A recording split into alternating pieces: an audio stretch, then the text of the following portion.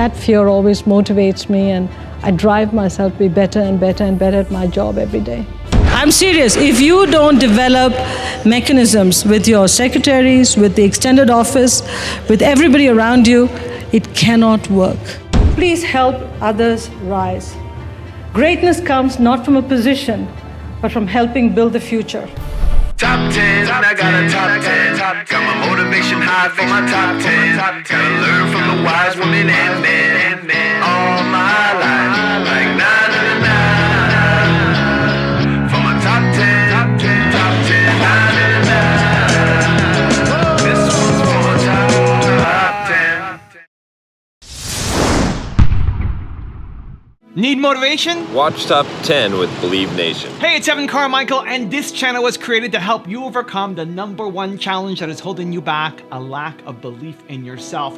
You watch these videos because you know there's something more inside you too. You have Michael Jordan level talent at something. So get ready to stand for something, help others, and use fear as motivation with Indra Nooyi and my take on her top 10 rules of success to give you the confidence, motivation, and belief that you need. Enjoy. Okay, let's kick it off with rule number 1. Always be in beta. The CEOs of every company are looking at the environment, and it's sort of, the investor expects you to be this duck that's just sort of swimming across the water. And in the past, these ducks would sort of furiously swim underneath the water just to move ahead. Now it's like you've got to paddle on steroids because the pace of change is so enormous that you've got to paddle even faster just to make small movements. And nobody's going to give you a break and say you can slow down or you can actually stay in place for a while. Every aspect of the business is changing. If you really want to keep performing, you've almost got to change your model all the time. And Klaus Schwab of the World Economic Forum talks about this and says, you've always got to be in beta. It sounds wonderful as a set of words, but when you actually have to practice in the company, it's pretty scary. Because it's not motivating a small group of startups or a small group of employees who have the same thinking that you do. We have 260,000 employees. And when you decide to zag instead of zig, you've got to tell them what you're going to be doing, why you're doing it, how it's going to impact them, and why they all have to come along with you on the journey. Rule number 2, develop coping mechanisms. My husband and I married for 34 years, and we have 2 daughters. And every day you have to make a decision on whether you are going to be a wife or a mother. In fact, many times during the day, you have to make those decisions. And you have to co-opt a lot of people to help you. We co-opted our families to help us. We plan our lives meticulously so we can be decent parents. But if you ask our daughters, I'm not sure they will say that I've been a good mom. I'm not sure. And I try all kinds of coping mechanisms. I mean, I'll tell you a story that happened when my daughter went to Catholic school, Convent of Sacred Heart. And every Wednesday morning, they have class coffee with mothers. Class coffee with mothers for a working woman, how is it going to work? How am I going to take off 9 o'clock on Wednesday mornings to go for a class coffee? So I miss most class coffees. My daughter would come home and she'll say, list of all the mothers that were there, and you were not their mom.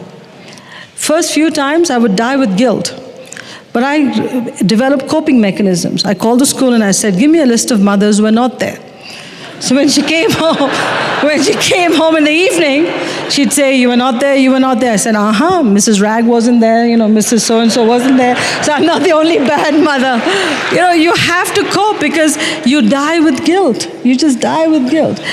My observation, David, is that the biological clock and the career clock are in total conflict with each other. Total, complete conflict. When you have to have kids, you have to build your career. Just as you're rising to middle management, your kids need you because they're teenagers, they need you for the teenage years. And that's the time your husband becomes a teenager too. So he needs you. Sorry.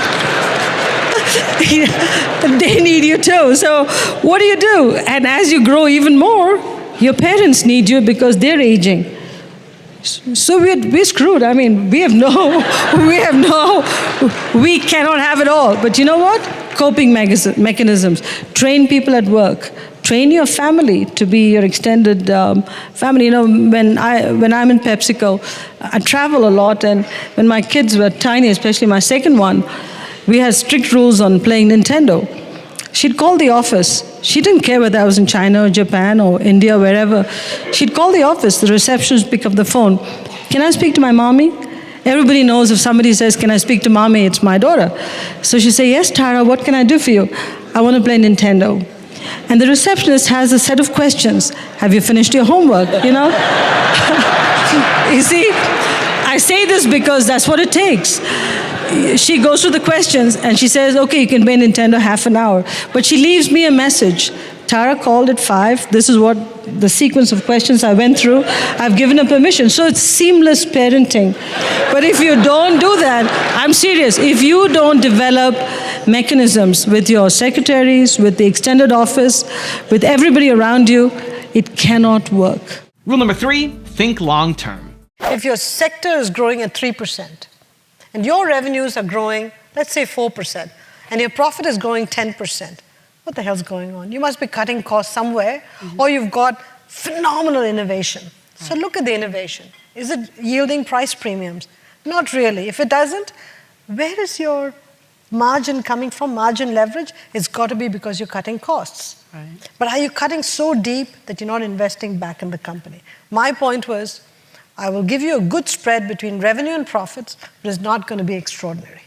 Because I'm going to reinvest back in the company, because people like, not me, just all CEOs should run a company for the duration of the company, not the duration of the CEO. Because it's very easy to say, I'm going to be CEO for 6 years.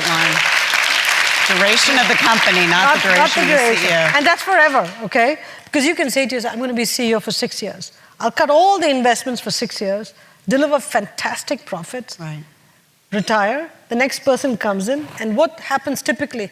They crash the financials. And they create, quote, alpha. Then they run it for 6 years. Then they again crash the financials. That is no way to run a company. Right. And I thought my success should be judged by how my successor did, not just based on what I did. Rule number 4, help others. Please help others rise. Greatness comes not from a position, but from helping build the future. All of us in positions of power have an obligation to pull others up. You know, as I stand here today, I look at my responsibility not as accepting an honor. I look upon it as accepting a challenge and a responsibility, an obligation to actually make it possible for the people who are younger to come up and achieve levels of greatness so they too can be on the stage sometime in the future. Also, if you want to learn from other successful women entrepreneurs, check out our 254 Girl Boss series. It's free. The link to join is in the description below.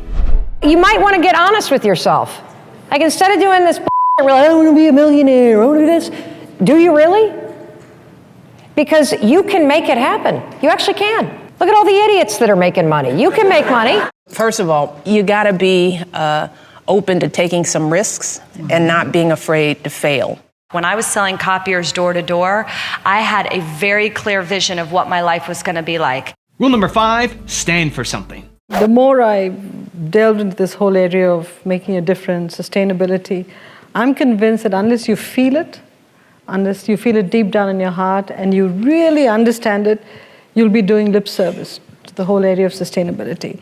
In my case, I grew up in Madras in India, where at those days, and even today, I think, there wasn't much water in the city.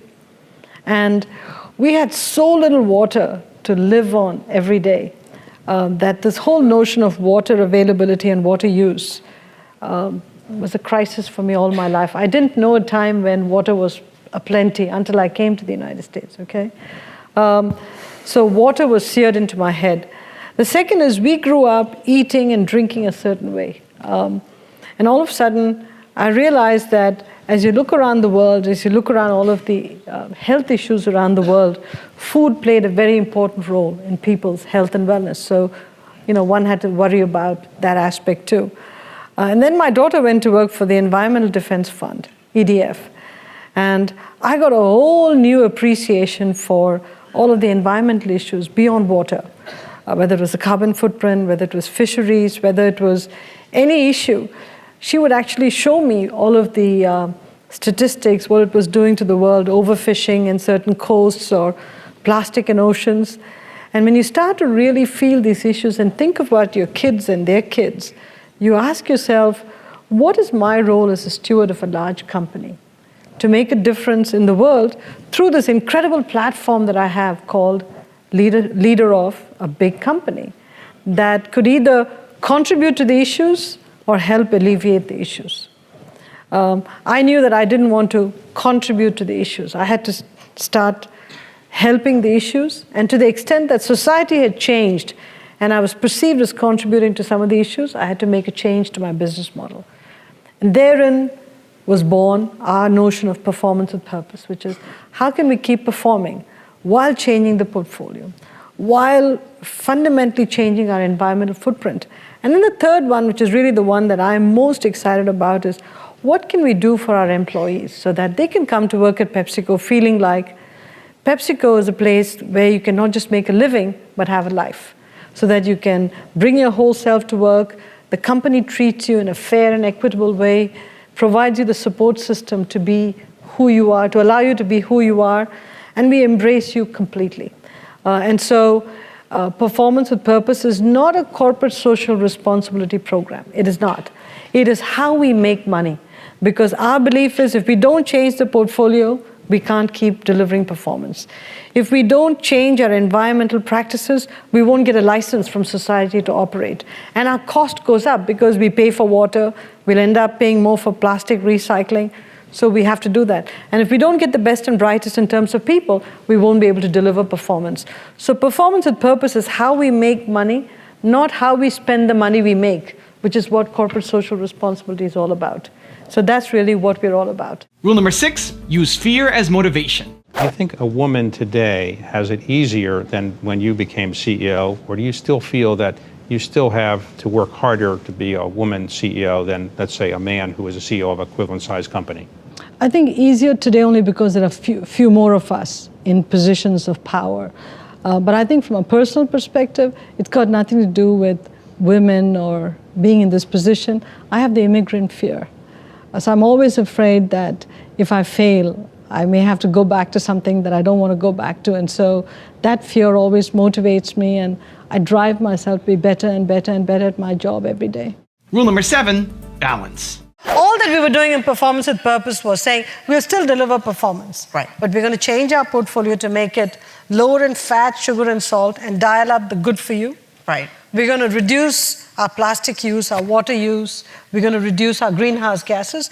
And we're going to make this company a great company for everybody who wants to work in the company, not just a few people. But all of this required investments. R&D investments, required investments to figure out how to reduce the water use. So I told them, this is what we're going to invest. And they told me the following. They said, you're not Mother Teresa. Why do you have to reduce the fat, sugar, and salt?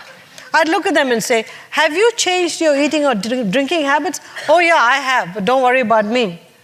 I don't want and these are investors? Yes, or, yes, very much. I mean, these are shareholders, or who are these? Fund managers. People on your team? Big owners.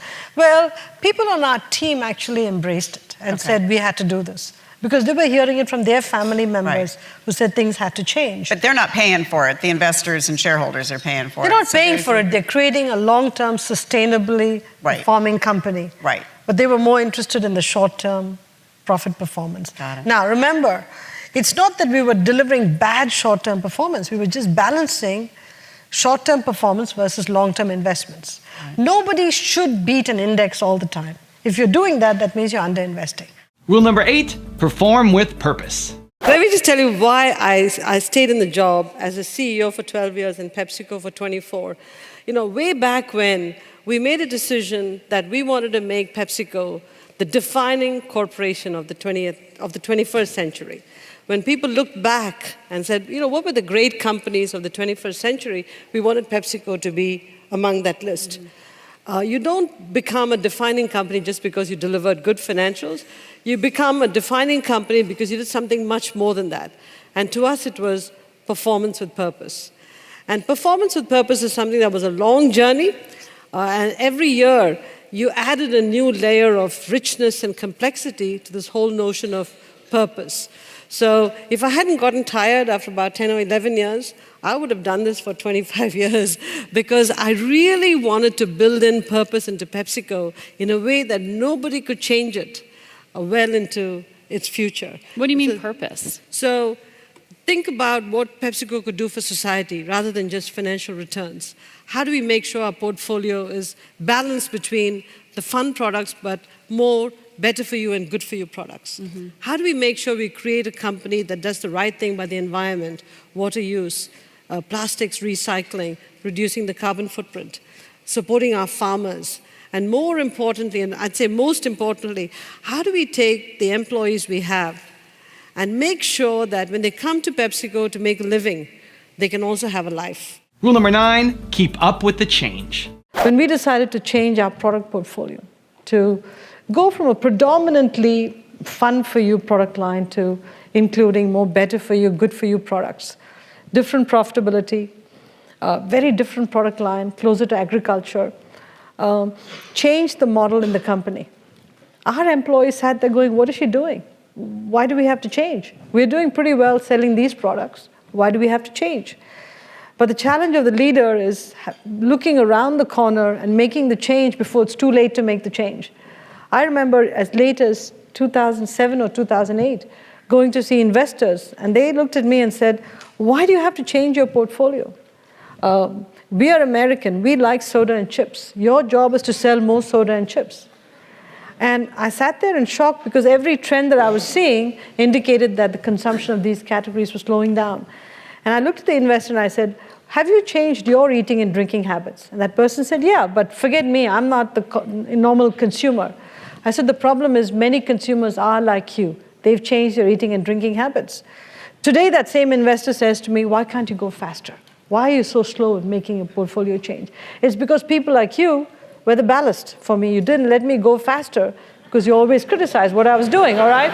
But that's reality. So I think we are in a world of unprecedented change. And rule number 10, the last one before a very special bonus clip, is make yourself indispensable. I had two daughters.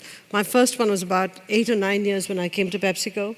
My second one was 9 months old when I joined PepsiCo. Wow. And so, and I was in the middle of this large-scale transformation of the company from 94 to 2000, working 24/7.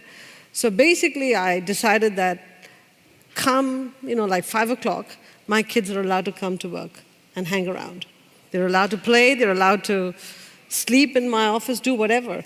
That's the price of having me work at PepsiCo, because if I couldn't go home and take care of the kids, my office was going to become the place where they were going to hang out. What level were you? This is before you were CEO. No, well before I was CEO. I was head of corporate strategy. And I was your reporting bosses to the were okay CEO. with that? Beg your pardon? Your bosses were okay with that? Did they have a choice? I mean, look, if you want me, that's the price of having me, all right? And it comes down to, if you establish a niche for yourself that you're competent and make yourself indispensable based on competence, what can they do without you? Now I have a special bonus clip from Indra on how to leave your crown in the garage that I think you're going to enjoy. But before that, it's time for the 3-point landing questions. Let's go from just watching a video to taking action. Here we go. Question number 1. How can you make yourself indispensable to your clients? Number 2, what fear do you have that you can use as motivation? And number 3, what does balance look like for you? And if you made it this far in the video, I want to celebrate you too. Give me a hashtag believe down in the comments as well. This is way back in 2000, and when I became president of the company, I was working very late because we were integrating Quaker Oats. And so, I think it was 10 o'clock or something, Steve Reinemund, who was going to become CEO, called me and said, Indra, we're going to appoint you president and put you on the board of directors. I said, okay, I better go home and tell my folks this is what's happening. I left the office at 10, I came home, pulled into the garage, went up the stairs, and my mother was waiting there for me. And I said, Mom, I got big news for you. She said, the news is going to have to wait because I need you to go out and buy milk. And I said, okay, but explain to me why you didn't have the help. Go get the milk. I forgot. When did my husband get home? She said, about 8. Why didn't you ask him to buy the milk? He looked tired. Okay? You're laughing because you can experience this, right? So the guy is tired. She didn't ask him. She waited for me till 10 o'clock. She stayed up, this poor lady, till 10 o'clock till I showed up. So, you don't ask any questions of your mom. So you go get the milk. You dump it on the counter and say, I got big news for you. I'm president. I'm going to be on the board of directors. And all that you wanted was to talk about milk. And she said, let me explain something to you. You can be president, board of directors, I don't care what that is, I don't even know what it means. But when you enter this house, you're the wife, you're the daughter, you're the mother of the kids, you're the daughter-in-law, just leave that crown in the garage. Life will be good.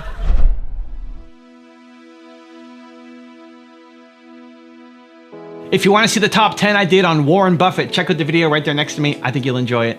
Continue to believe, and I'll see you there. I don't worry about the things that I miss that are outside my circle of competence of evaluating. I have missed things that were within my circle,